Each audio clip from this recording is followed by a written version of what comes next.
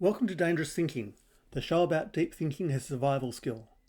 I'm Philip Haynes, a chemistry teacher and former military software architect. Today we're heading into two dangerous places, the chemistry lab and your phone. Good chemistry teaching is like good cooking. You need to know what will blow you up if you get it wrong, and how Thinking Alouds can help students survive in a world that tries to hijack their attention. In 1995, Distraction was a magazine at the back of the classroom. In 2025, it's a machine learning system trained to keep you scrolling. Social media feeds, short-form video and notifications push fast, automatic System 1 reactions and crowd out slower System 2 thinking. Now we have AI that generate fluent nonsense, deep fakes that can make anyone say anything, and algorithms quietly choosing what we see. In that environment, deep thinking is not enrichment, it's a protective skill. One tool for building that skill is Think Aloud, narrating your thinking in real time. Think Aloud protocols have been used for decades to study problem solving. Fox and colleagues found that simple, say what you're already thinking talk does not harm accuracy, but does lengthen task time. While Noah and co-workers show that Think Aloud pair problem solving can lift high school chemistry understanding. So the evidence is promising, but in a dangerous lab and dangerous media environment, promising is not enough. We need to evaluate Think Alouds the way we evaluate any risky piece of equipment. Let's imagine the chemistry lab as a TV cooking show called The Dangerous Kitchen, How Not to Blow Up Your Friends. On my bench today I've got one class of slightly bored teenagers, some acid and magnesium, and a phone in nearly every pocket. In the middle of the bench is our main technique, the Think Aloud. In this episode I'm judging Think Alouds on three things: whether they deepen understanding and metacognition, whether they support safety and procedural fidelity in the lab, and whether they manage cognitive load instead of overloading it.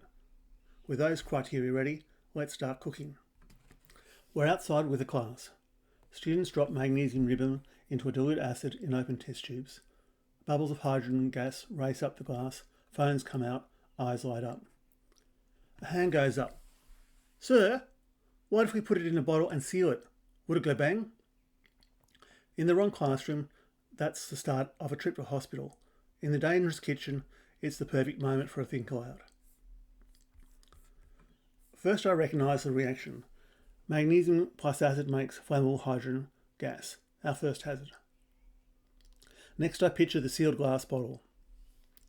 Gas is being produced with nowhere to go, so the pressure inside will keep climbing. I remember trying this at your age. The bottle exploded and sprayed glass into my arm and across the room.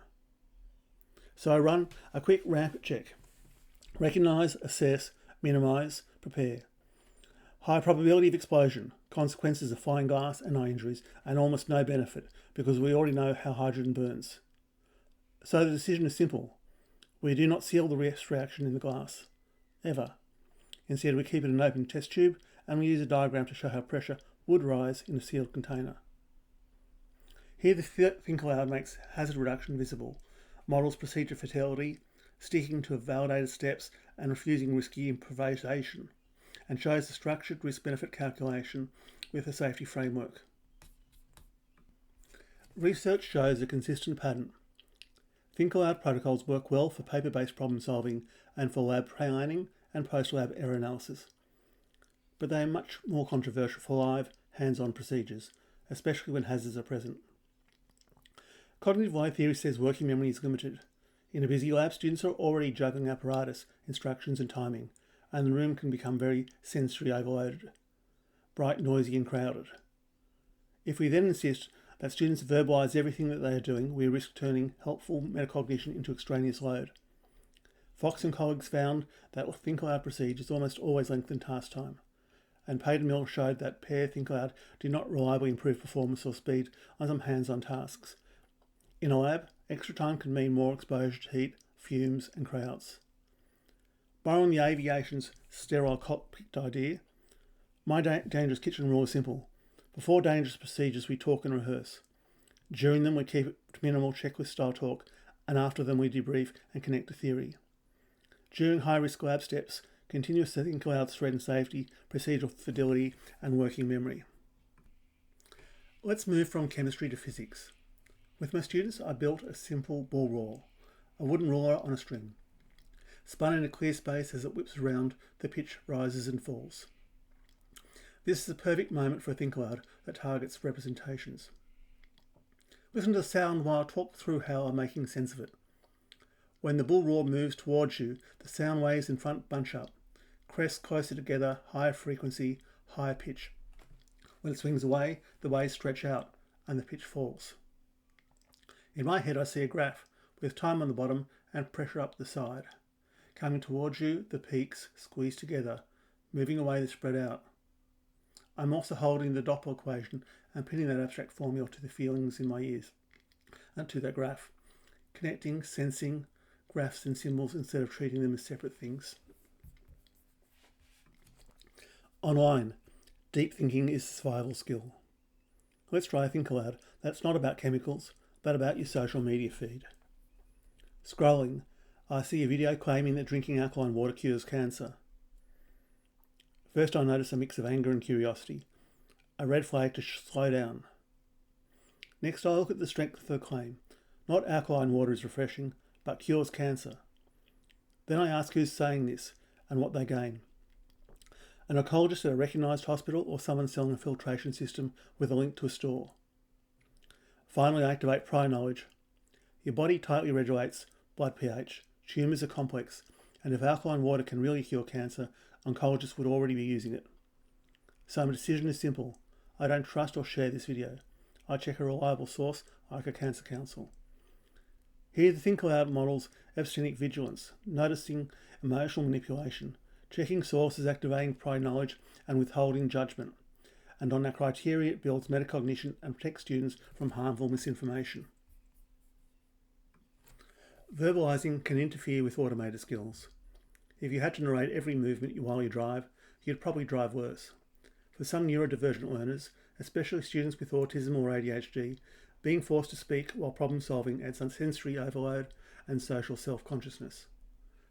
And Fox and colleagues found that Think Aloud protocols reliably make tasks slower. In my own classroom, a Year 11 session required every pair to think aloud through an equilibrium problem set. By the third question, students looked exhausted, and the written work got worse. One of them essentially said, "I know how to do it, I just can't talk and think at the same time for that long." On our 3 criteria, that was a failure. Understanding did not deepen, safety did not improve, and cognitive load was clearly overshot. Studies like Noah and colleagues show real gains in conceptual chemistry when Think Alouds are used well, while work informed by cognitive load theory and lab safety guidance, including documents from the American Chemical Society and New South Wales Safety, warn that open-ended verbalisation can be risky and inefficient in the wrong context. The conclusion is conditional. Think Alouds are a high leverage technique sometimes, for some students on some tasks. Perhaps it's best to think about Think Alouds as a sharp knife in the kitchen. Used well, they can cut through confusion and build habits of deep thought. Used badly, during hazardous lab steps or forced on early learners all the time, they slice into safety and overload cognition. The real danger is not the chemicals or the algorithms or even Think Aloud itself.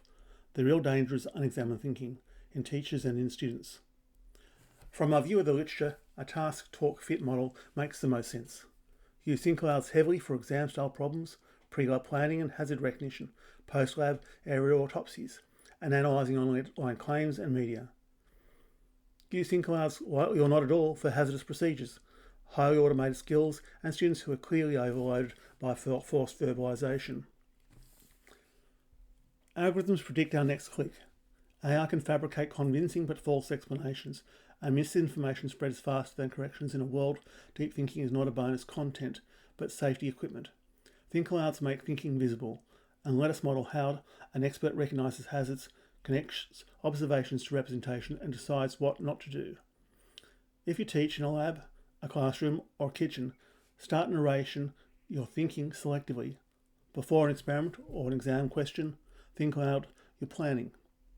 Over the messy bit, think aloud your error analysis and what you would do differently next time. Online, when you hit persuasive nonsense, think aloud your skepticism. At the same time, protect the sterile cockpit.